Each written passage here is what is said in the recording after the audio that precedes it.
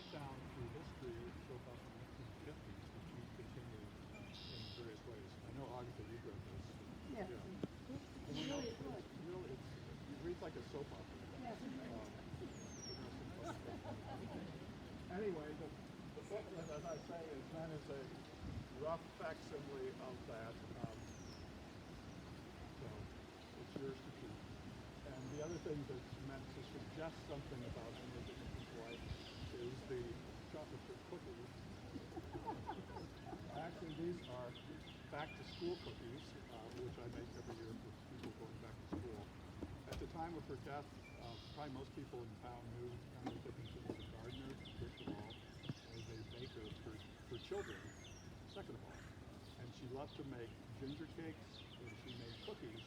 So I sort of combined the two here. I added just a tad of ginger in honor of Emily. So feel free, if you get hungry, doing it.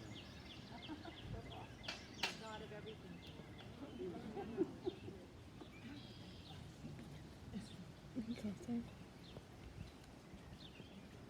Okay, the reason I am drawn to Emily Dickinson is I think she's just an interesting person, quirky person, and really interesting and sometimes very difficult writer. But one of her main themes, I think, is consciousness. And I can't think of another author who so single-mindedly addresses the issue of consciousness. At one point, Emily Dickinson said, "My business is circumference." And when she says, "My business is circumference," you could take it several ways. First, her approach to reality is in a circle often. In fact, she has a poem, "Tell all the truth, but tell it slant, success in circuit lies." So it is her approach to reality, but I think when she says my business is circumference, I think it's also my business is consciousness.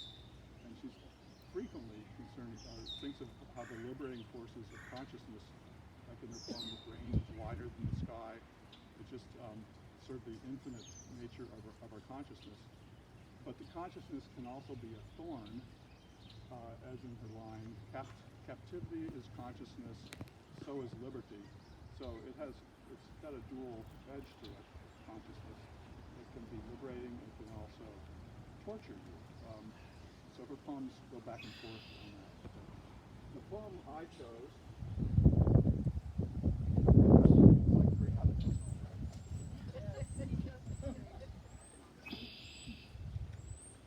The poem I chose, in a way, has to do with consciousness, I think. Poem 1 in your hymnal. Well, why don't I just read it first?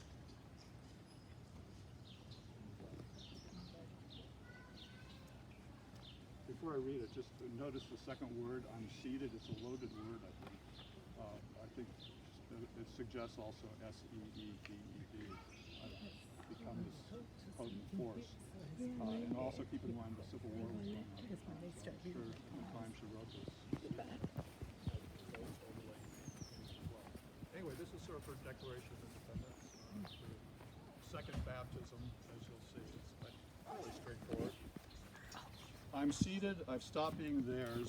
The name they dropped upon my face with water in the country church is finished using now. And they can put it up with my dolls, my childhood, and the string of spools I finished threading too. Baptized before without the choice, but this time consciously of grace, unto supremest name. Called to my full, the crescent dropped, existence's whole arc filled up with one small diadem. My second rank, too small the first, crown crowing on my father's breast, a half unconscious queen, but this time adequate, erect, with will to choose or to reject, and I choose just a crown." So her self-reliance, I'd say, her escape from patriarchal religion, sort of thing. I should mention one biographical detail that fits in with this nicely. She went to a girls' seminary briefly when she was a teenager, Mount Holyoke Seminary for Girls. And apparently when she was there, the whole group of students was in an auditorium together, and they were asked to stand up if they were saved. And they, of course, all stood up except Emily. She must have taken tremendous courage. And she was very changeable on religion, I'd say. There's the president of the FFRF is here today. I was telling her, two presidents, Dan Walker and Annie Laurie Gaylor. And I was telling Annie Laurie that I think if FFRF had been around when Emily Dickinson was around, she would not have joined because she was not a joiner, but I think she would have been sort of sympathetic. She had this quarrel with religion much of her life, although it's hard to categorize her because sometimes you find very religious poems where she's a believer. Sometimes she seems to be an agnostic, sometimes she's an atheist. I think maybe a more consistent way of looking at her is she's a transcendentalist in the Emersonian vein, which I know there's some Buddhists in the group here today. I think it's sort of American Buddhism. I think that's very persistent in her thinking. So, there's some other anecdotes I was going to say, but Donna told me I'm supposed to keep it short. So I will. So, why don't we just have the readers, and I want to thank the readers in advance. We hold applause for the readers until the very end. Okay. Why don't we start with Marilyn Annucci, who I see as a kind of Emily Dickinson figure. George, do you have the book too, the larger type book? I can. He has his little chickens for like all my, money. Yeah. Hold on here. Pansies.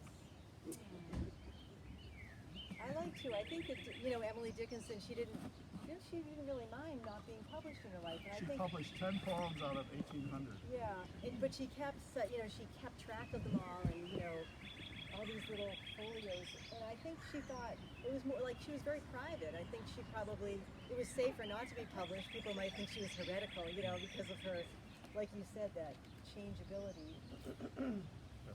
I like the one too, the Soul Selections in Society. Yes. Yeah. Take it away. Okay. So this is a longer poem, and I just really like It's her it. longest poem. Yeah, and it's very nice that the birds are in the background too. George was saying maybe it would have been considered a little blasphemous because it's about a great passion, and how do you deal with a great passion in light of eternal life and God and Jesus? So it begins. I love that the bird. I cannot live with you. It would be life. And life is over there, behind the shelf. The sexton keeps the key to, putting up our life. His porcelain, like a cup, discarded of the housewife, quaint or broke, a newer sever pleases, old ones crack. I could not die with you, for one must wait to shut the other's gaze down. You could not, and could I stand by and see you freeze without my right of frost, death's privilege? Nor could I rise with you, because your face would put out Jesus's, that new grace grow plain and foreign on my homesick eye, except that you, then he, shone closer by. They judge us, how? For you served heaven, or sought to. I could not, because you saturated sight, and I had no more eyes for sordid excellence as paradise. And were you lost?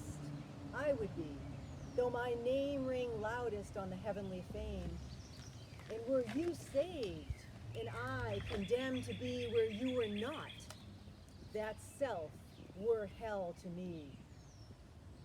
So we must meet apart, you there, I here, with just the door ajar, that oceans are in prayers, and that white sustenance, despair.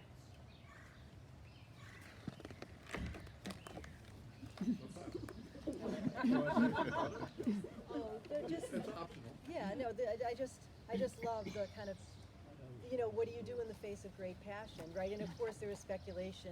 She had very passionate friendships and relationships, her sister-in-law, and then some people thought about a minister. Who was she talking about?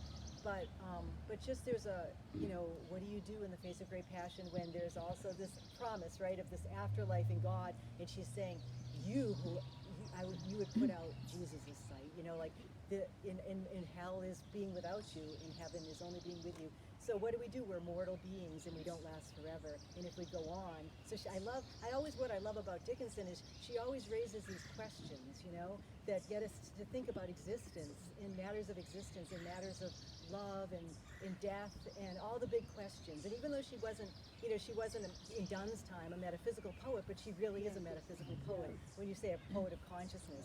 And that's really why I'm drawn to her. And I think she influenced me a lot as a writer, because she takes on the big questions. Yeah. Very good. So. I can't hold it back. So there's a perfect companion piece to that, which is Wild Nights, Wild Nights. And the person who's going to read it is Rebecca Reichert. And Rebecca's son flew in from Zambia, sort of as a surprise. And it was the Dickinson Brunch or seeing her son, who she hasn't seen for years. So that one. But anyway, it's so perfect, and it's such a short piece. I think I'll read it. So if there's any doubt about Emily having passion,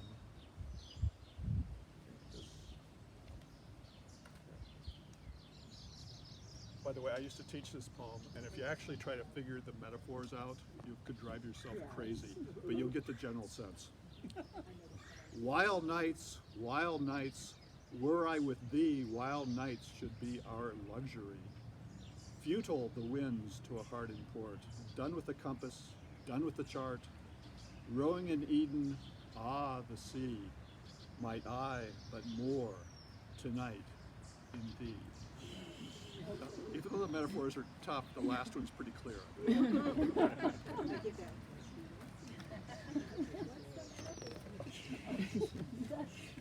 Okay, next, Annie Laurie. Oh. I think you're next. No, I think we grow accustomed to the dark. But she can't be here. Oh. Too bad, as a student poet, but she couldn't get a car at the last minute. Couldn't be here. I love this one too. Can Yeah, somebody else can't read it? Oh, someone actually was thinking of doing that. I was thinking of it. But you wanna come up and read it just for- Hannah was going to do it. Who's one of our students? Marilyn, why don't you read it? 'Cause it's, Yeah. yeah, come back. Encore, backed by I do love this one. And it's very, well, I'll read it and then we'll say a few words about it. We grow accustomed to the dark when light is put away, as when the neighbor holds the lamp to witness her goodbye.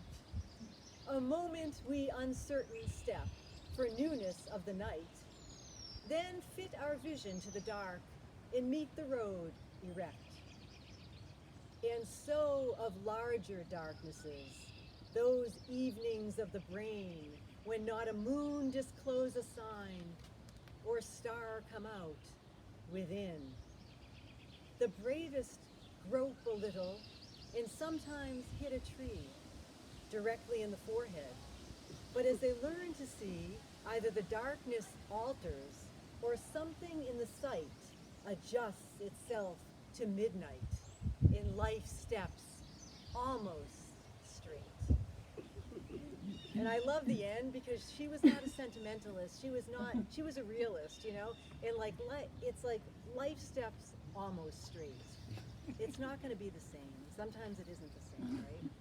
But I still see this poem as a very hopeful poem, you know, and I love how she begins with giving a very concrete example of how we can handle darkness, you know, when the light is put away, you adjust.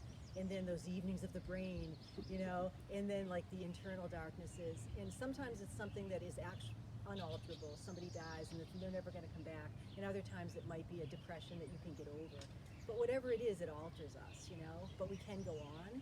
So I really love that. And I do give this poem to my students and they find it, I think it buoys them, you know, it's a hopeful poem. Yeah. The next reader is Annie Laurie Gaylord, and she developed a fondness, as did her brother, for Emily Dickinson when they were teenagers from their mother. Am I accurate? So, good mother you have. Yeah, we did.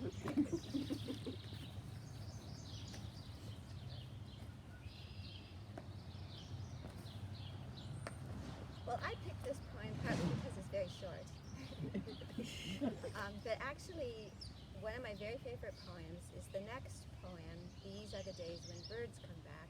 But I thought that's about Indian summer, so I should pick something more seasonal. I wanted one of her nature poems. And then I was delighted to see that the next poem is going to be These Are the Days When Birds Come Back. And I asked George, who's reading that? And I find out it's my twin brother. So even though this is very short, I think I'll read it. To make a prairie, it takes a clover and one bee. One clover and a bee and reverie. The reverie alone will do if bees are few. So just very classic Emily's. Right. Lovely. Okay, thank you.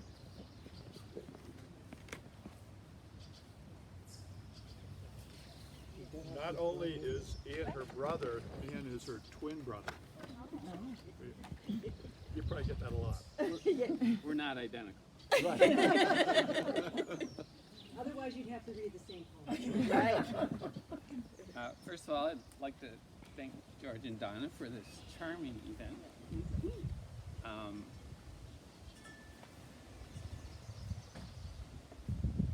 And I'm a little nervous because I'm not used to seeing faces. These are the days when the birds come back.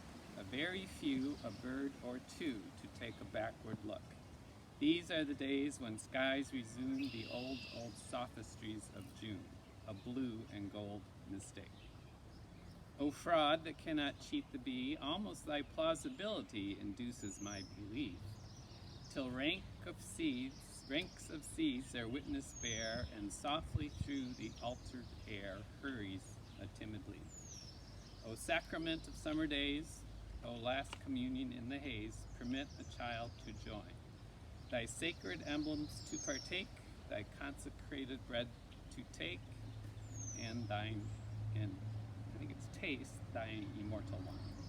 There are two versions. One, So I didn't misprint. Oh. no.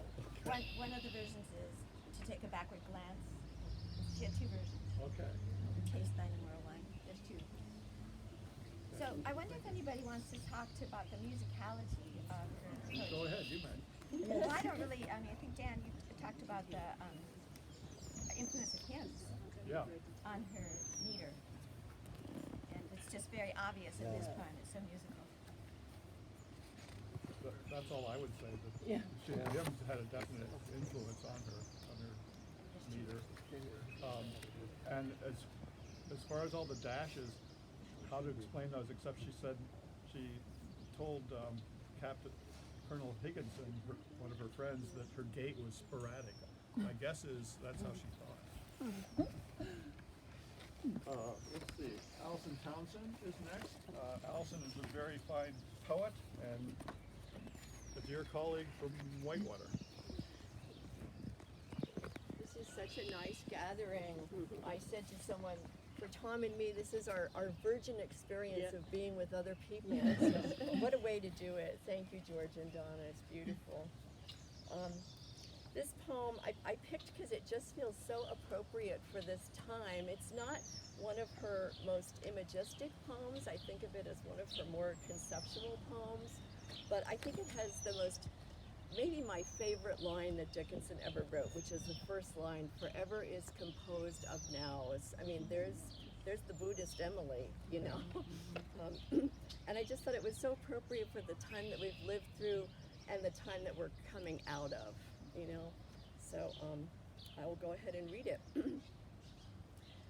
Forever is composed of nows. 'Tis not a different time, except for infiniteness and latitude of home. From this, experienced here, remove the dates to these. Let months dissolve in further months, and years exhale in years. Without debate or pause, or celebrated days, no different our years would be from Anno Dominis. So that's AD. I had to, you know, look it up to remind myself. I think it's a very serious and yet at the same time a hopeful poem. So yes. And I agree, it is a very Buddhistic. It is. Next is Marge Rhine, another colleague from Whitewater, and she picked the perfect poem for her. It's a bird poem, and if you know Marge, you know she knows her birds. And she's a wonderful nature photographer. Thank you, George.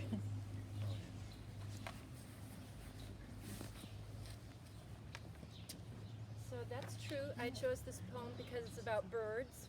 And then I looked it up online and it said, this is a good Emily Dickinson poem to share with children because it's so simple. And I was like, okay, it must be why I'm drawn to it, I guess. And my husband, who is more of a, I guess, Emily Dickinson person than me, and he's at a work day at Hoyt Park today, but he told me, Marge, you better talk about the hymn meter because they're all going to ask you about it. And so he made me figure out that this poem is short meter, and we even had to Google and find a hymn in short meter so that I clearly understood the hymnal influence. And so if you're interested, that hymn is called Rise Up, O Men of God. And if you look it up, you see the exact same pattern of this poem. Okay. And the one thing I really like about this poem is that it has so much really keen attentiveness to nature at the beginning, and then there's this movement at the end where she switches gears from flight to swimming that really opens up for me that sense of magic and wonder and awe when you're having those kind of intense moments in the natural world. Okay. A bird came down the walk. He did not know I saw. He bit an angleworm in halves and ate the fellow raw. And then he drank a dew from a convenient grass and then hopped sideways to the wall to let a beetle pass. He glanced with rapid eyes, then hurried all abroad. They looked like frightened beads, I thought. He stared his velvet head, like one in danger. Cautious, I offered him a crumb, and he unrolled his feathers and rowed him softer home than oars divide the ocean. Too silver for a seam, or butterflies off banks of noon leap, flashless as they swim.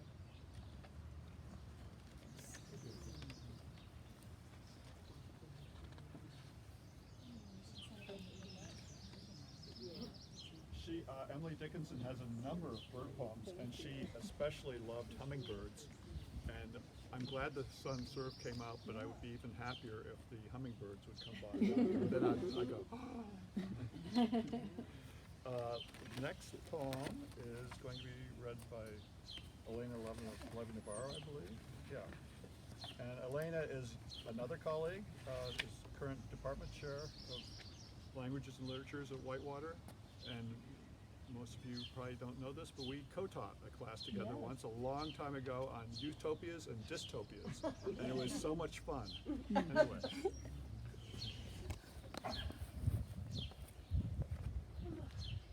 This is a great event, so I'm so happy to be here. I can't decide when I'm here, and feels like this is very religious. Either this is a consecration or, I don't know, a christening, especially that on top of this really great patio you made. So thank you guys for doing it. I'm just going to go ahead and read it, but I want to say that I had a very weird, so I really am thankful that I got to reread Emily Dickinson, because I hadn't read her for a while. In fact, I had not gotten this book down since I moved to my house 3 years ago. So I got to be able to read her again, and this poem just jumped out as something I really enjoyed. And I have to say that one of the primary reasons I picked it is not any highfalutin literary reason, but just that I took great pleasure in it. So it was just so pleasurable. And one of the things that surprised me about this poem was that it seemed so, in some ways, very epic. It seemed very large. And when I was reading it the first time, and then choosing it, I was thinking somehow about William Blake. And it seemed very Blakean to me, and I don't know why. That's to read it as a whole and not to read it in its different breaks, because I just love reading Dickinson, because the different breaks are like different little poems or little moods. Mm-hmm. But in any case, I'll go ahead and read this poem. The tint I cannot take is best, the color too remote, that I could show it in a bazaar, a guinea at a sight. The fine, impalpable array that swaggers on the eye like Cleopatra's company, repeated in the sky. The moments of dominion that happen on the soul and leave it with a discontent too exquisite to tell. The eager look on landscapes as if they just repressed some secret that was pushing like chariots in the vest. The pleading of the summer, that other prank of snow, the cushioned mystery with tulle, for fear the squirrels know, their graspless manners mock us, until the cheated eye shuts arrogantly in the grave another way to see. Thank you.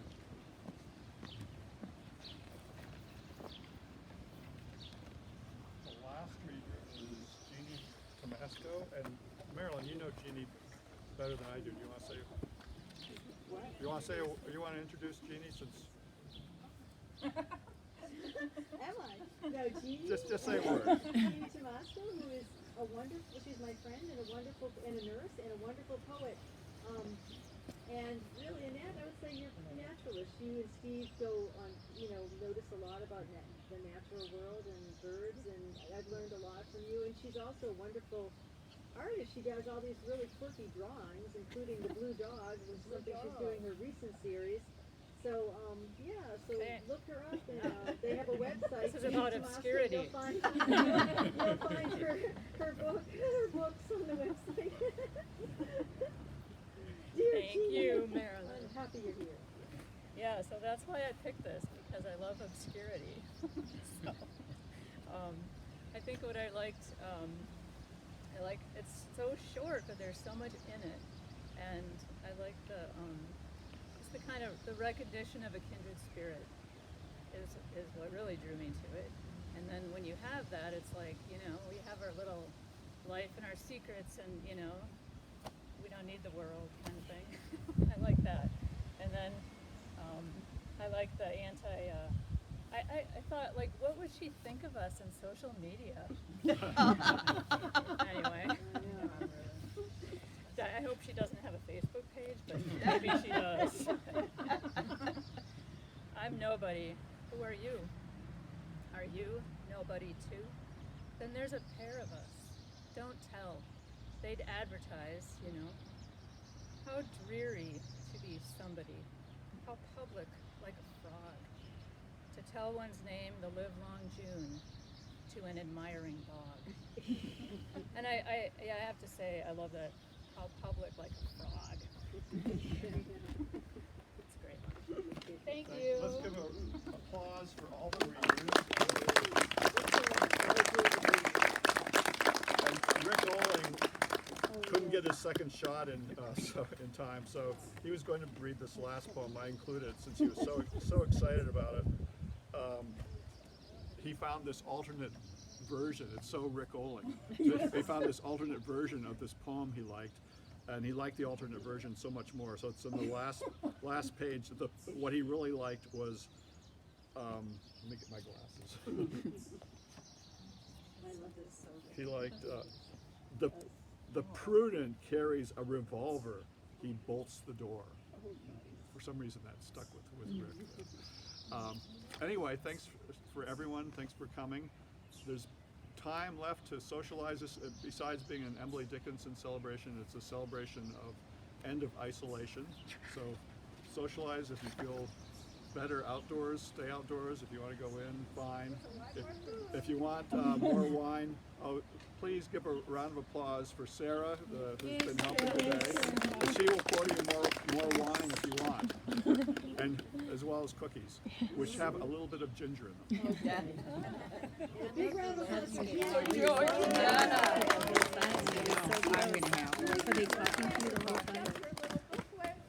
Oh yeah, if you didn't get a booklet.